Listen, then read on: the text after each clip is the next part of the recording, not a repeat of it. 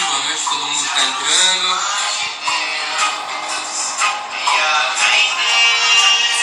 Muito bem-vindos.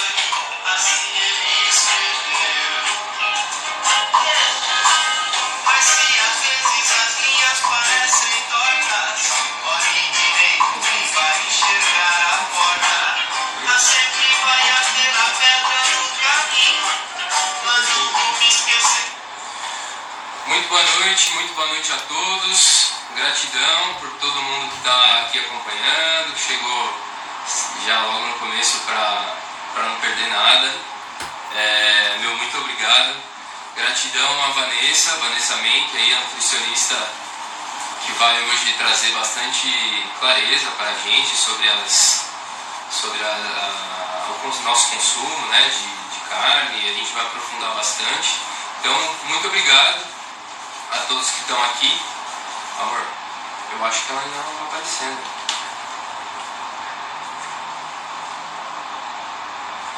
Só um minutinho que eu vou adicionar a Vanessa aqui. Você vai ter que voltar no dela lá. Acho que ela tem que enviar um convite. Vanessa, você tem que enviar um convite, se não me engano. Para mim ainda não apareceu aqui. Ou já apareceu? Não, né?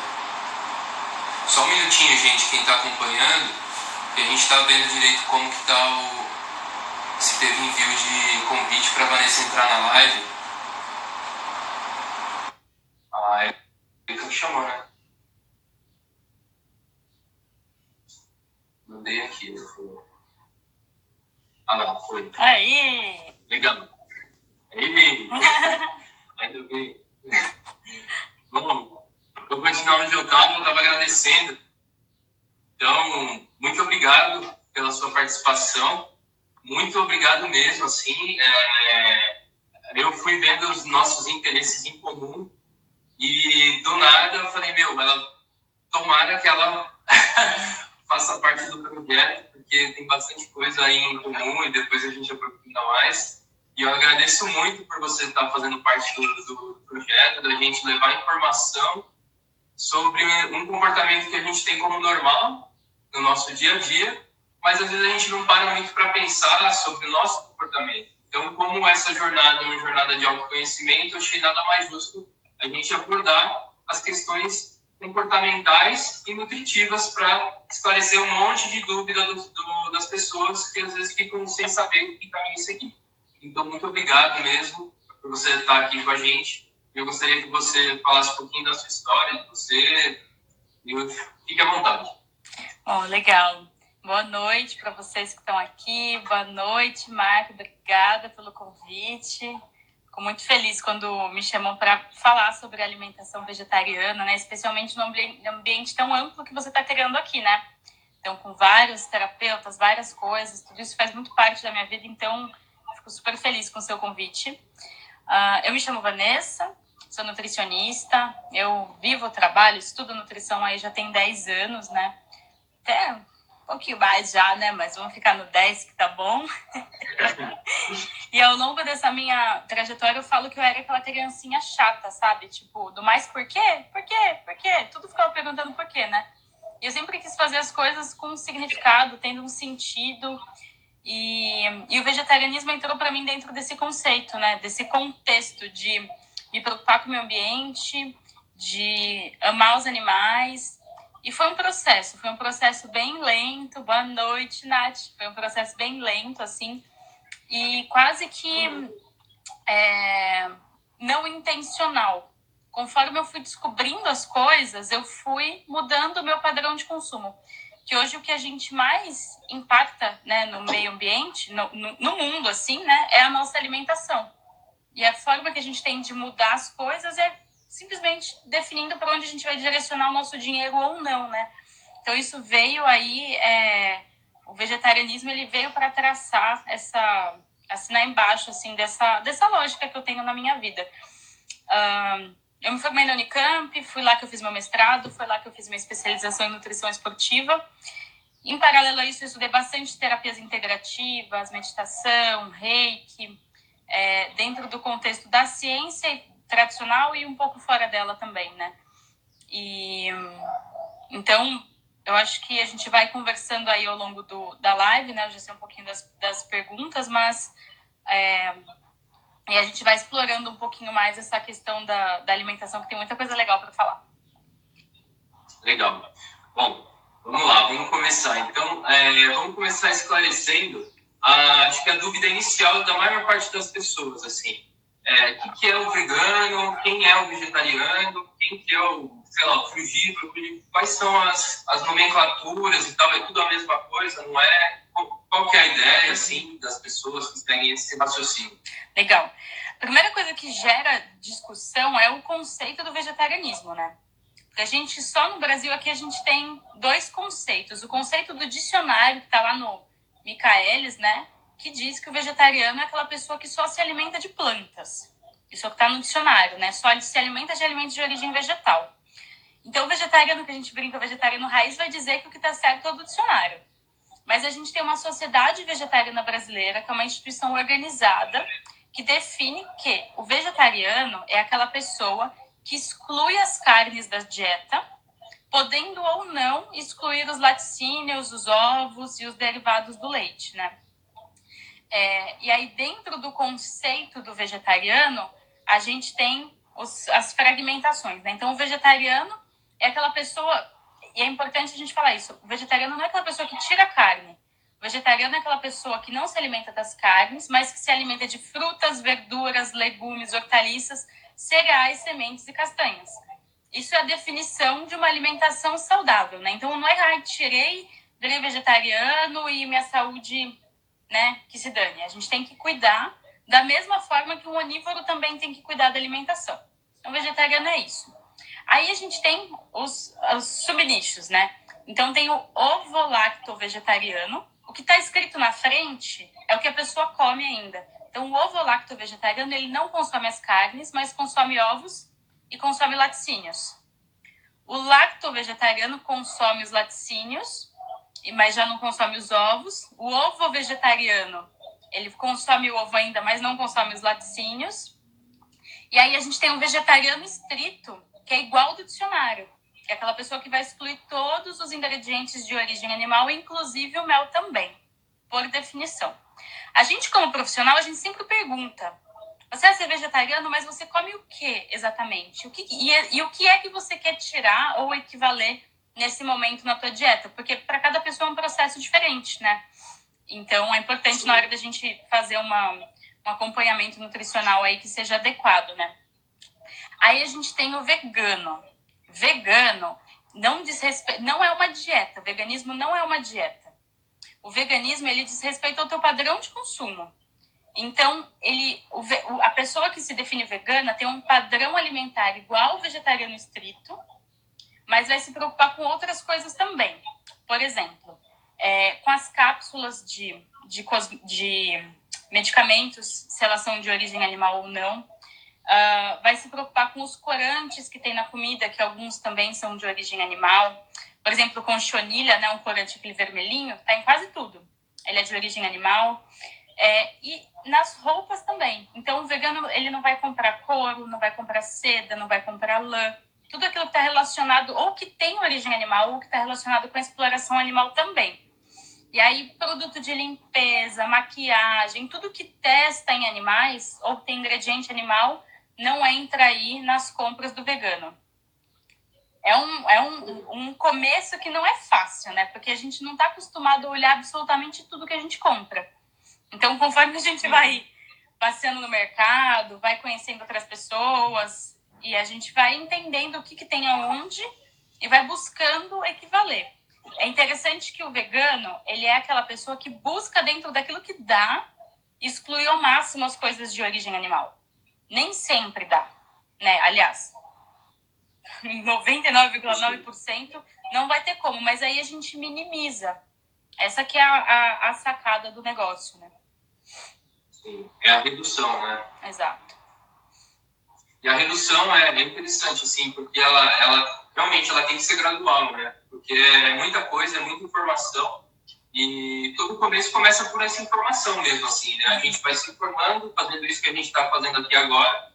falando sobre tal, e aí a gente começa a dizer, nossa, é assim que acontece então? Puxa, então isso tem a ver com isso, tal. Então é muita informação, tem que ser realmente digerindo aos poucos, entendendo passo a passo. Agora, assim, o consumo de carne especificamente, é uma necessidade fisiológica, é uma necessidade ainda hoje em dia da humanidade, ou só foi e hoje em dia ela é uma necessidade mais emocional, mais voltada para o psicológico? Ela é um hábito. Ela é um hábito da população brasileira, que a gente vamos falar do país que a gente vive, né? Um hábito nosso de consumir carne e chamar carne de proteína, né? Então, assim, fisiologicamente, ela não é necessária, ela não é obrigatória, e a proteína em si, ela é formada por pedacinhos menores que são os aminoácidos. O aminoácido, não importa se ele está na carne, se ele está na planta. Entrou no corpo, começou o processo de digestão, os pedaços da proteína, eles são iguais.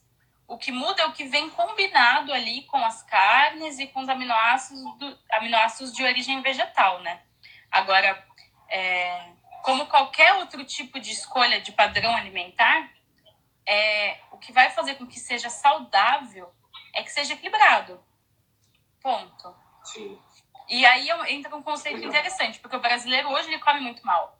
A gente tem uma população que tem mais de 65% das pessoas com sobrepeso e obesidade, e o que mais mata no nosso país são doenças relacionadas com a má alimentação, especialmente com o consumo de alimentos muito gordurosos, com excesso de proteína. Então, quando a gente pensa numa alimentação equilibrada, o nosso padrão assim do onívoro ele já não tá legal, né? Então, o que eu acho bem interessante é que a gente, e eu já dou de sugestão para as pessoas, é que você não precisa virar vegetariano, não precisa virar vegano, mas você pode incluir aquilo lá que não está atingindo, porque provavelmente não está mesmo, e reduzir aquilo que está em excesso. E aí você vai sentindo aos poucos o efeito no teu corpo, vai ver que a digestão melhora, o intestino melhora, não dá mais sono depois do almoço, né? Tem mais energia, dorme bem e fala, nossa, opa, que legal. Então, vou ver o que mais tem aqui. Legal. Essa parte do sono já vai ter tudo a ver com a pergunta que eu vou te fazer. Que, assim, eu vim da área da educação física. Então, para mim, era muito normal comer quilos de proteína, né? Eu fiz a dieta paleo por uns 6 meses da minha vida. Então, era só proteína, tal. Há bastante tempo atrás. Eu nem pensava em vegetarianismo, veganismo na época. E, assim, hoje em dia tem não sei se é fato ou se é mito, vou perguntar para você agora, algo que eu levei em conta na minha transição, de uma informação que diz que a gente, fisiologicamente ou biologicamente, é muito mais semelhante com seres herbívoros ou frugívoros do que mais para carnívoros. A gente tem o hábito carnívoro, assim como você disse, onívoro, na verdade, né? Só que a nossa essência, teoricamente, vamos ver se eu uso as palavras certas, ela é mais para herbívoro. Então, a ausência de garras, os caninos pequenos, a forma de deglutição, o comprimento do intestino, o pH, a forma de ingerir água. Então, tem algumas coisas que eu li sobre, mas eu gostaria de saber se sua opinião, se isso é realmente um fato ou se é um mito. Isso é verdade. A gente tem esse processo de adaptação fisiológico mesmo, né? Antigamente, nós éramos nômades, então a gente tinha um padrão de consumo diferente. O que a gente esquece às vezes é que a gente não caça mais, né? Precisando o pessoal brinco lá quando falam assim, vou pegar o ser humano tá no topo da cadeia alimentar. Queria ver um ser humano, um paulista, lá no meio da floresta amazônica indo caçar com os índios para ver como é que ia ser. Não ia saber nem o que fazer, ia sair correndo, ia morrer de medo. Então, quando alguém fala pra mim, a gente tá no topo. Não, mas no topo da onde, gente? Eu ia ser a primeira a correr se eu visse um bicho. Eu não tô no topo de lugar nenhum. Então, a gente tem um processo evolutivo, né? Que a gente, brincadeiras à parte, mas que a gente não precisa mais caçar, não precisa... Nós, seres humanos que vivemos na cidade, nesse contexto social que a gente tá, né? A gente tem acesso à comida no supermercado, e a gente não tem um gasto energético elevado e a gente tem comida em abundância. E essa comida em abundância, para ela estar sempre ali, ela tem muito químico, muito conservante, ela tem muito antibiótico, ela tem resíduo de antibiótico. A maioria da resistência aos antibióticos que a gente tem hoje é por conta do antibiótico que está residual na carne dos animais. Porque eles ficam doentes e a gente vai lá, medica eles e isso fica resíduo na nossa alimentação. Então, hoje, há muitas gerações, a gente já não está mais preparado e nem tem necessidade nem de estocar comida, nem de sair andando longos períodos atrás de comida. A gente simplesmente levanta, vai ali, compra e volta para casa, né? Então, tanto biologicamente, a gente já está adaptado a esse novo estilo de vida, quanto socialmente, né? Salvo raras exceções, raras assim, em outros contextos, né? A gente vai lá falar com os esquimós, que moram num lugar muito frio, que precisam de uma dieta muito gordurosa, e o sol que eles têm acesso ao peixe é diferente do que a gente tem na cidade hoje, né? Então não dá nem pra gente entrar nesse mérito. Com os indígenas, que a abundância da alimentação deles está na pesca, está na caça. Eles eram nômades até muito pouco tempo, então eles não plantavam. Então eles têm um padrão diferente social e tudo mais. Eles realmente passam fome quando chove, não tem comida. Então, assim, é muito diferente da nossa realidade aqui, né? Então, a alimentação vegetariana, ela tem menos caloria e ela ajuda a eliminar resíduo de toxina, de antibiótico, de qualquer coisa. Então, por isso que os estudos mostram tanto benefício em a gente comer mais plantas, né? E menos industrializados. Eu li também da parte assim mais da quântica, isso das plantas também, elas têm essa vibração mais afinada com a nossa, assim, né? A carne, aquele processo de demorar, o fato dela ficar ali, são macronutrientes, né? Se não me engano, essa palavra, que demoram para ser quebrados, isso desgasta o nosso corpo também, né? Um desgaste maior, assim, ele acaba deixando a gente com sono, cansado, pesado, né? Isso também é um fato, né? Sim, porque antes da proteína... Tá travando pra mim. Voltou? Peraí, voltou. Voltou. É o meu telefone que tá querendo tocar justo agora. Não me liga? Tá tocando o telefone. A proteína animal, tudo que tem gordura saturada e que tem uma composição muito complexa, antes de ela fornecer energia pra gente, antes desse alimento fornecer energia, a gente tem que gastar muita energia, muita enzima e muita vitamina para o processo de digestão. Então, a carne, por ela ser densa e ser muito gordurosa, até a gente pegar a energia dela, a gente gastou um tanto de energia. Por isso que fica pesado, por isso que dá sono, por isso que dá aquela preguiça, sabe? Quando a gente come vegetal, a digestão é muito mais rápida, é muito mais simples. Então, também por isso que dá mais disposição, mais ânimo, quando a gente tem mais esses alimentos na dieta, né? Legal. Bom, e assim, isso é um hábito, né, como você disse, e assim, eu gostaria de saber até que ponto você acha que a mídia influencia e interfere mesmo, assim, nas nossas escolhas, assim, alimentares. Olha, a mídia, ela vem dentro de um contexto social aí que acho que começou antes dela, né? A gente vem de uma população que tinha uma condição socioeconômica muito mais baixa do que é hoje. E de 50 anos para cá melhorou muito. E o acesso às carnes, aos alimentos mais proteicos, ao leite, aos derivados, não só era sinônimo de status, como o brasileiro começou a poder comprar aquilo. Então, isso vem nesse processo. A carne, para a gente ter o leite, que dá mais trabalho ainda, né? Você tem que desmatar uma área, colocar um monte de insumo químico, plantar soja. E aí você joga químico naquele negócio, irriga, né? Como são áreas muito grandes, irriga agrotóxico de avião. Aí você colhe a soja com um trator. Aí leva para a indústria. Trata isso. Transforma em ração. Em paralelo a isso, tem os gadinhos lá que estão tudo pastando, comendo a ração feita de soja, cheia de agrotóxico. E aí você cria o gado por 8, 9 meses, E aí tem todo o processo de cuidar desse animal, né? Todo o dejeto na natureza que ele causa, de CO2, de poluição ambiental. E aí você vai abater o animal. E aí tem toda uma cadeia fria, né? Porque a carne ela é muito perecível. A gente tem que ter um cuidado microbiológico muito grande com ela.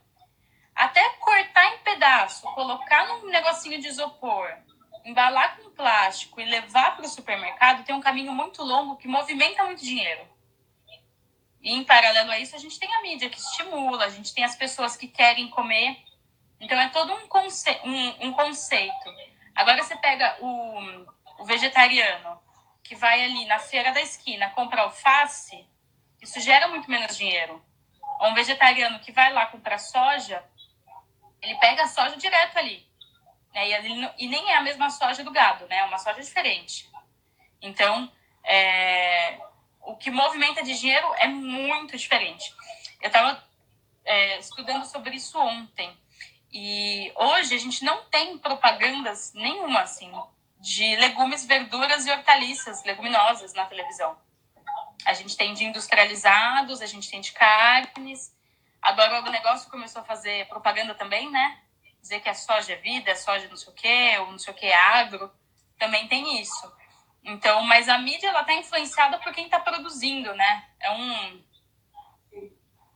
ciclo que vai se realimentar. Aí agora você falou da soja, né? A soja é o que eles chamam aí de monocultura, né? Geralmente, quando a gente fala que a gente é vegetariano, a primeira coisa que rebate é que a soja também está degradando e tal, não sei o quê, aí você fica meio assim.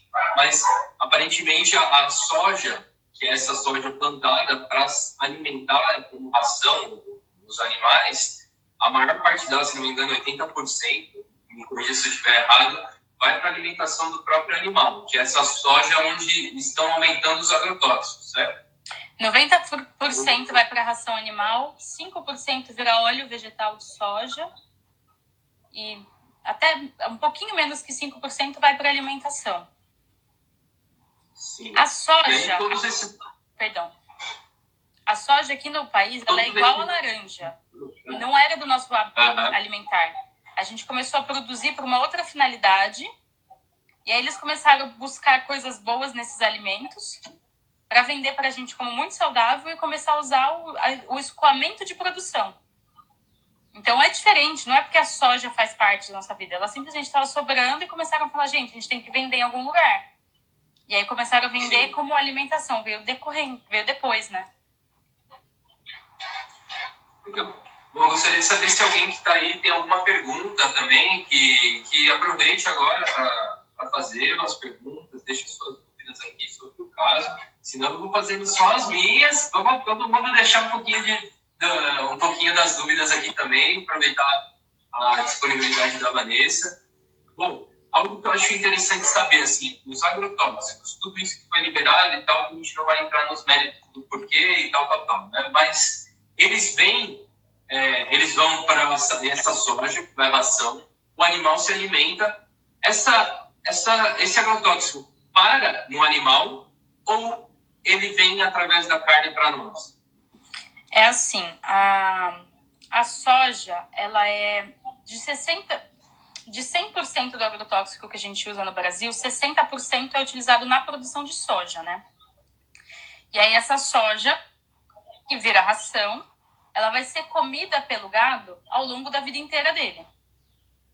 E os agrotóxicos, eles têm uma semelhança química com gordura.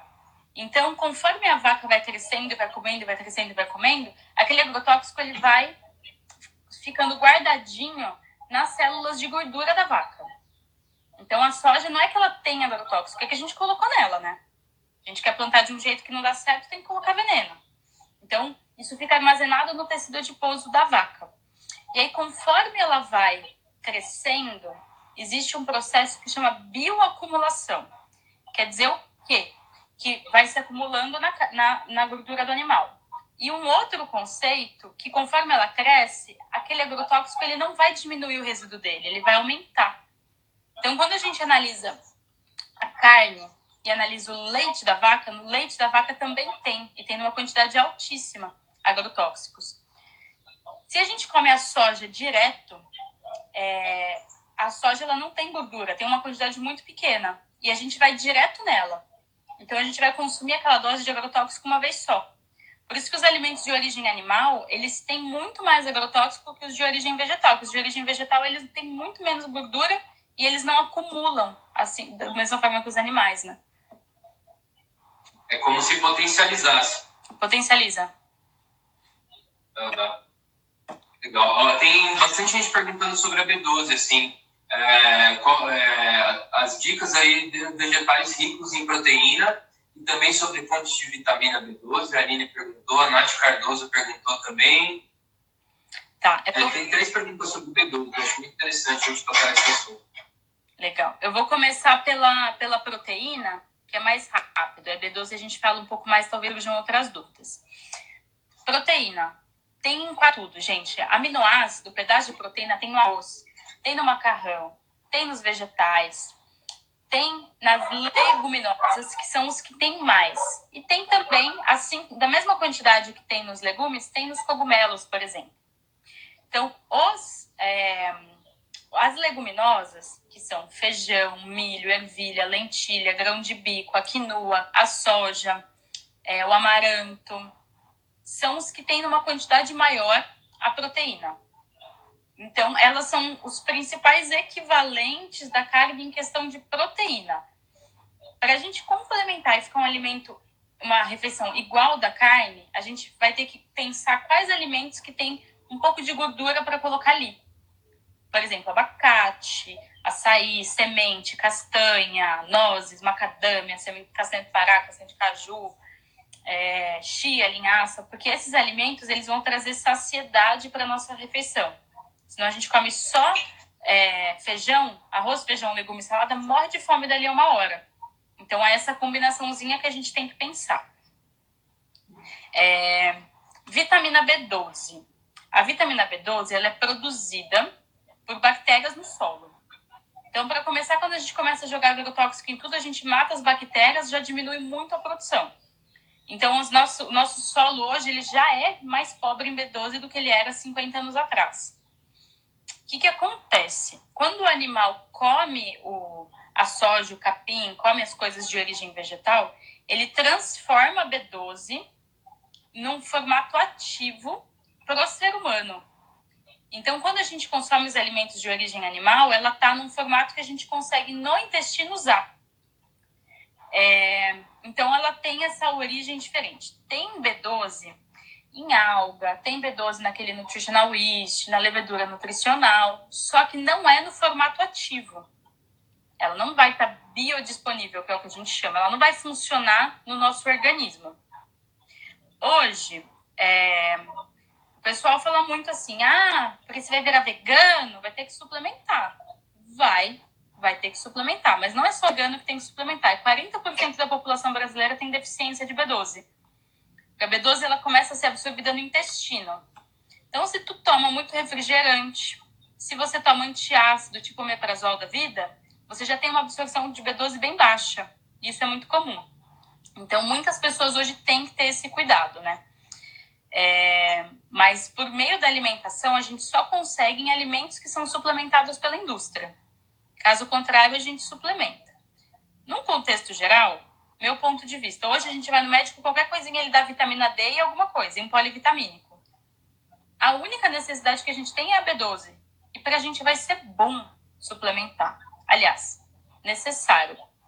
Por quê? Vitamina B12, ela faz sinapse, que é o quê? É ela que manda a mensagem de um neurônio para o outro.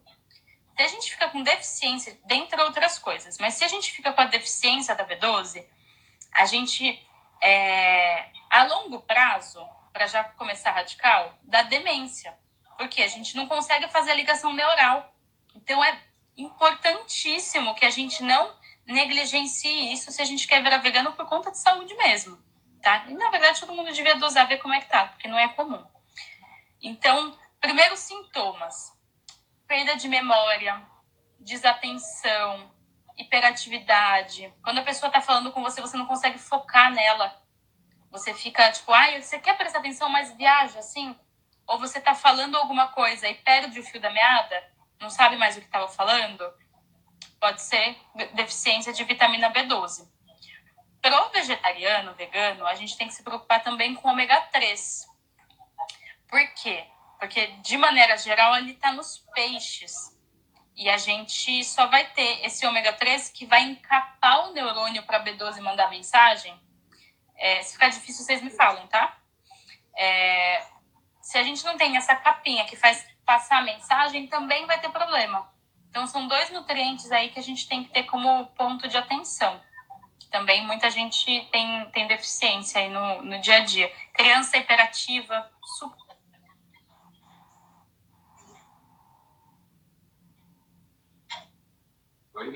Deu uma travada de novo aqui. Voltou, criança interativa. Bom, é legal que você citou as crianças, eu já acho também bem importante a gente citar as crianças, porque hoje em dia está tendo uma leva de crianças aí que estão negando mesmo carne e os pais não estão sabendo aí como agir, se pode ter uma dieta sem carne para criança, para bebê, como funciona. É possível? Como funciona nesse caso dos pais que estão com filhos que não querem ingerir? Eles devem forçar, não devem forçar? O que tem que ser feito?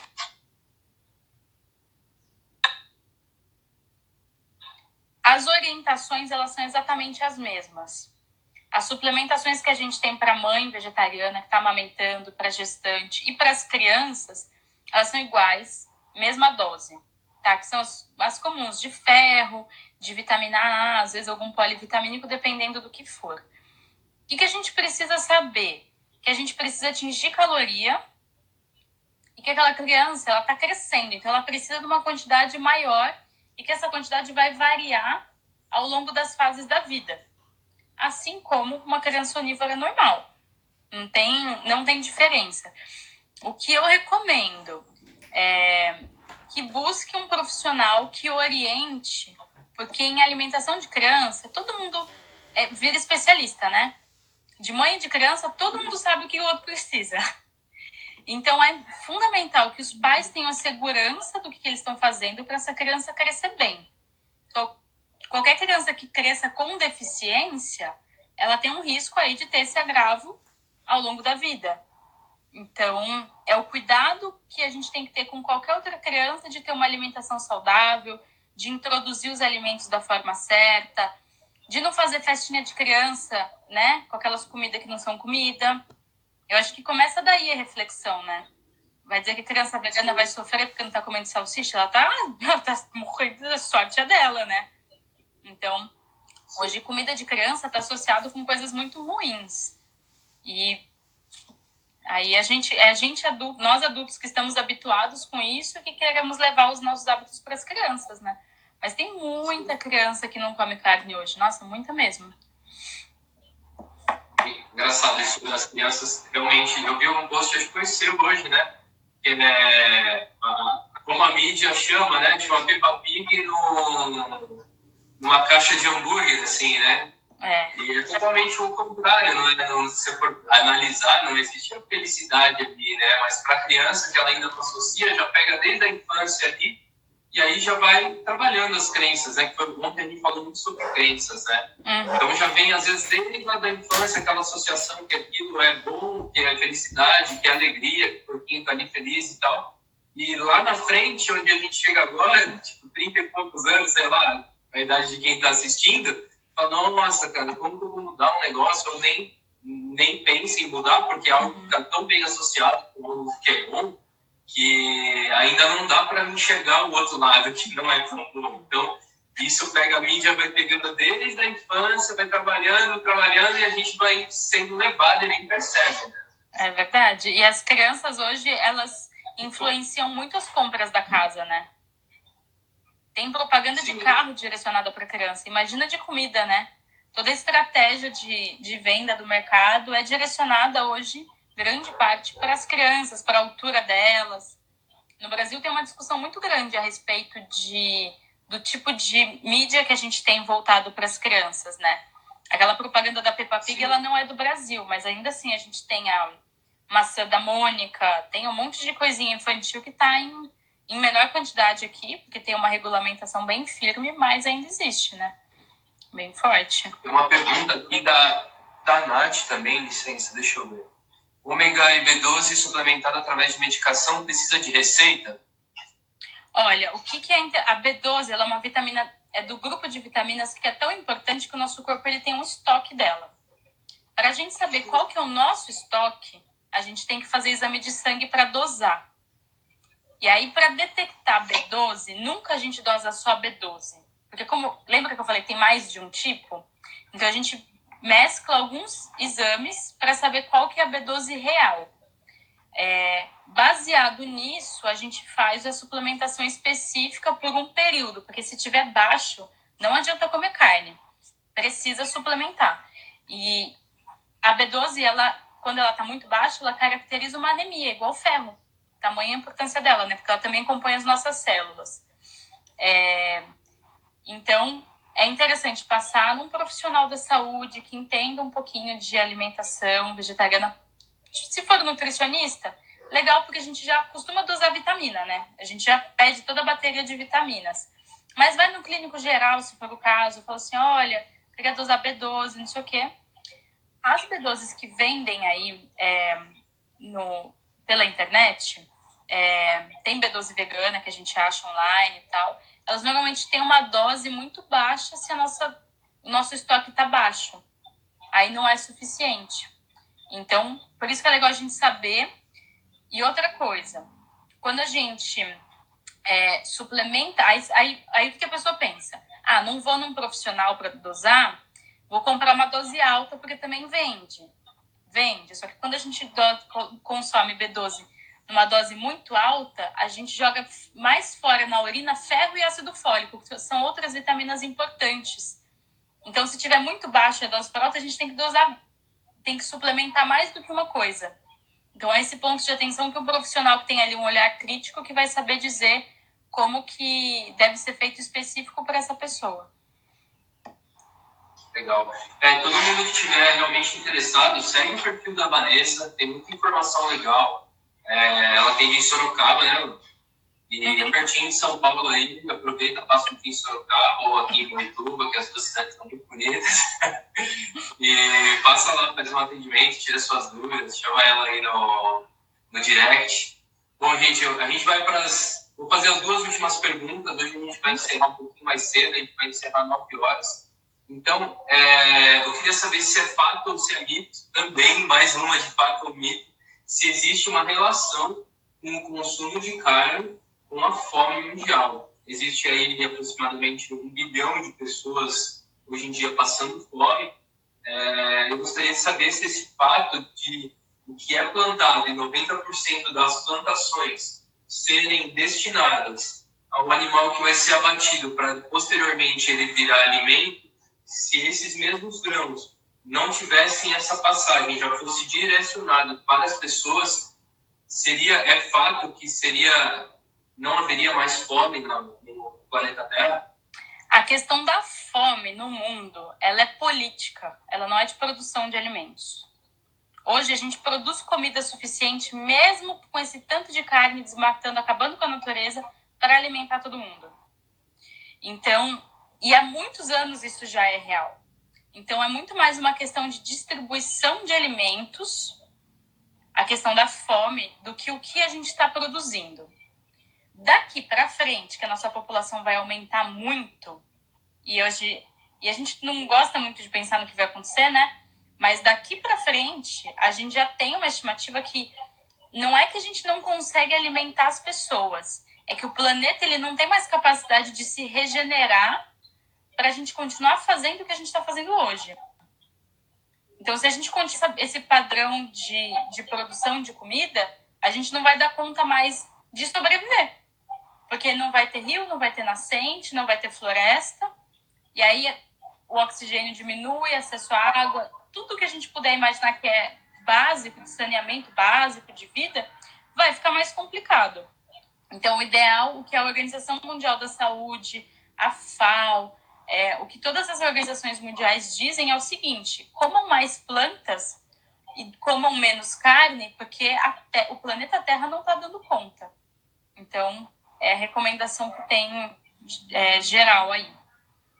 Mas isso não vai dizer que as Legal. pessoas que não têm acesso à comida, elas vão passar a ter, né?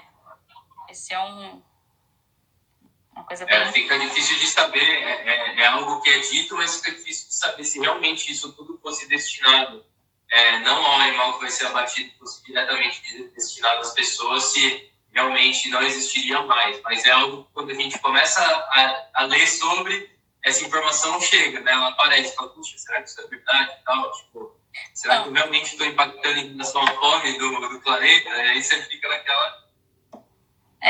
É muito mais funcional e muito mais degradante para o meio ambiente a gente plantar e comer aquela planta.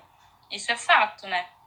Isso, sem dúvida nenhuma, tem a ver. Agora, o que a gente tem que estimular, pensando em combate à fome, é o consumo mais local, né? É a gente desempacotar menos e ir um pouquinho mais na feira, né? Ou, sei lá, pedir para entregar em casa, mas pegar uma rede de consumo mais da própria cidade, porque isso estimula a economia do lugar, estimula os agricultores da região ganharem mais dinheiro, e isso vai melhorando todos os padrões da cidade que a gente mora, né? Uhum. Bom, e para finalizar, eu acabei deixando aí para o fim, eu escolhi algumas aqui. Eu queria que você contasse rapidinho, assim, o que mais te impactou na floresta esses tempos. Essa sua história na floresta foi o que me motivou a conversar com você, e a gente está nesse projeto muito legal. Então, contar para a gente o que você aprendeu lá, o que você traz de conhecimento. Você estava lá na Amazônia bem no período onde teve essa polêmica da fumaça, da queimada, que tem relação com o agronegócio. Então, só fechar aí com essa sua vivência para nós, e aí já vou agradecer a todos. Nossa, aí falou da floresta amazônica, eu já dou um sorriso, né? Porque não vejo a hora de voltar já. É um lugar que todo mundo devia ir, que está tão perto. Você conversa com o europeu, eles perguntam, mas você conhece a floresta amazônica? Quando o brasileiro vai para a Europa, né? E a maioria das pessoas nunca foi. E hoje é possível a gente ir e realmente conhecer a floresta como ela é. Então, uma das coisas que está fazendo parte da minha vida agora é levar pessoas para lá também, né? Voltar para lá com grupos, para as pessoas realmente conhecerem o que acontece na floresta, como que vivem realmente os indígenas, as populações nativas, porque não tem nada a ver com o que a gente pensa. Para começar, eles usam roupa normal, né? Eles interagem normal, assim, falam português. Então, algumas populações não falam, mas a grande maioria fala português, fala língua nativa também, são muito diferentes. Eu fui para lá porque eu fui cozinhar, né? Eu tenho um amigo que foi morar lá, na verdade foi trabalhar um tempo e já está lá há 3 anos. E ele cozinha em retiros onde os indígenas se preparam, se organizam uma aldeia para receber turistas. Então, os turistas, eles pagam em dinheiro para passar lá um período experienciando as coisas da floresta. E o índio, se ele puder, ele come mandioca, farinha, carne de caça e peixe e banana todos os dias da vida dele, 3 vezes ao dia. Não é bem o tipo de comida que agrada as pessoas que estão lá, né? Às vezes, claro, que tem coisa que é diferente, o pessoal quer provar, mas para você passar lá uma semana, um mês, e tem muita gente que vai para lá, muito turista, que é vegetariano, vegano. Então, os indígenas se viram num processo que eles estavam começando a receber gente, que eles não sabiam nem o que dar de comer para esse povo, porque para eles é assim, eles vivem do peixe que eles pescam no rio, vai a aldeia inteira junto pescar. Os homens se preparam desde adolescente para aprender a caçar, para trazer comida para todo mundo. E aí, de repente, chega um povo lá que não come nada disso, né? Então, o Enzo, que é esse meu amigo, foi parar lá nesse contexto, cozinhando para esses turistas, e eu fui trabalhar com ele no ano passado. Fiquei 1 mês lá, e voltei mês passado, né? Fiquei 2 meses ali agora. E em questão de alimentação, porque em questão da vida a gente pode falar muito mais ainda, né? Mas em questão da alimentação, fica muito claro, assim, a relação que eles têm é muito diferente da nossa, né? Eles sabem exatamente o que veio, de onde eles pegaram. Eles estudam o comportamento do animal, onde ele vive, onde ele dorme, o que ele come, qual que é o barulho dele, para saber onde ele vai estar, para esperar ele dormir à noite ou sair andar à noite, para poder trazer ele, caçar, se acertar, né? E trazer ele como alimento. E aí eles limpam, eles tratam, eles dividem, né, as tarefas entre os homens e as mulheres. Então é muito diferente da nossa relação de nem sei se eu tô com fome, mas deu vontade, tô ansioso, tô com raiva, vou comer. E aí vai ali, pega alguma Sim. coisa, né? Que alguém que falou que a menina achou que dava carne em árvore. Olha que ponto, né? Antigamente a gente não sabia nem, as crianças não sabiam reconhecer frutas. Hoje elas não sabem nem de onde vem o bife. Então isso é muito diferente, né? Não tem desperdício, eles comem o alimento inteiro. Então claro, tem muitas dificuldades, né? De questão de acesso, de fome real mesmo. Eles estão começando a aprender a plantar também, porque eram populações nômades.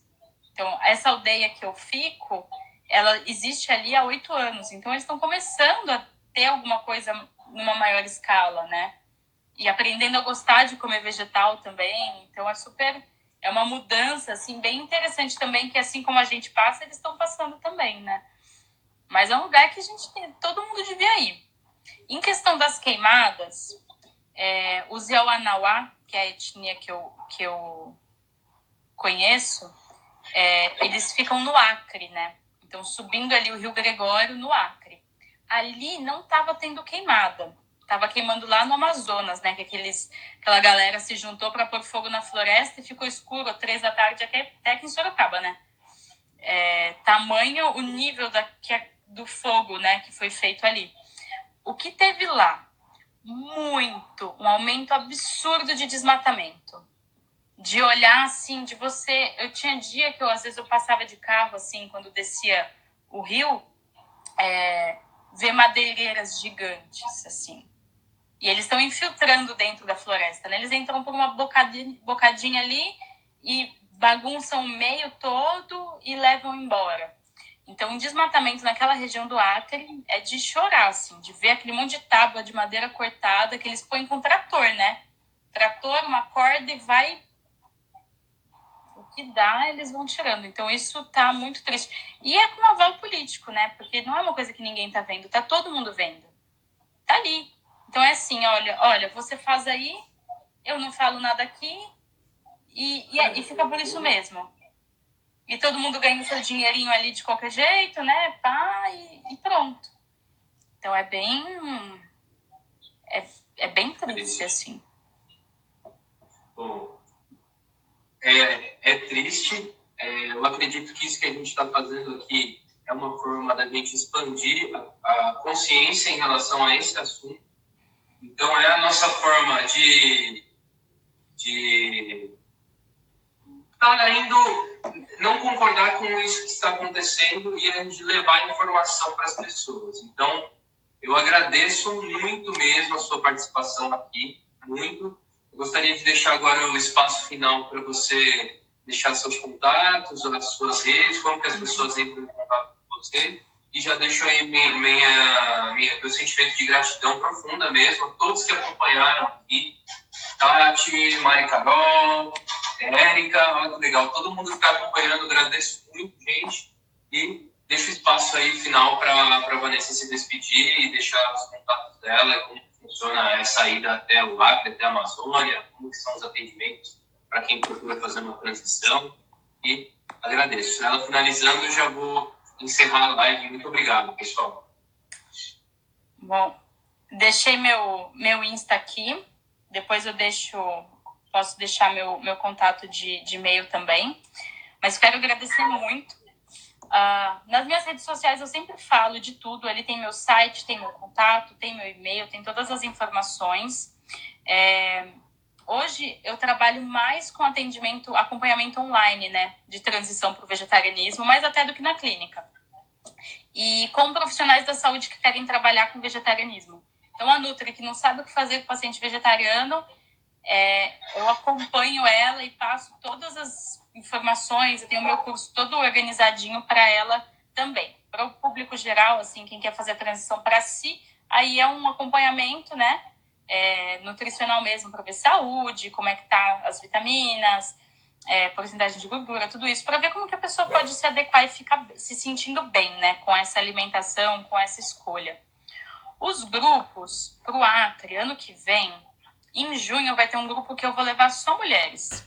Então vai ser uma vivência no final de junho, que vão só mulheres, mas ainda não tá tudo certo. Por isso que eu ainda não falei, não tá certo, assim, o material de divulgação, mas já tem data, e aí é para experienciar mesmo a vida na floresta, sabe? Conversar com os indígenas, ouvir as histórias deles, conhecer as medicinas deles, tomar banho de erva, tomar banho de rio. É super gostoso. E aí, com o tempo, quando estiver tudo... No final desse mês eu vou para lá de novo, e aí eu te trago mais informações. E aí Aí a gente passa para o pessoal, assim, mas é nesse contexto. Dá para ir como vivência, ou eles têm os festivais deles que são maravilhosos, né? Que aí 5 dias de festa. Aí eles se reúnem para fazer festa e a gente é convidado, né, a fazer parte da festa deles. É bem diferente, assim. Mas são as formas da gente chegar lá na floresta que a gente tem hoje.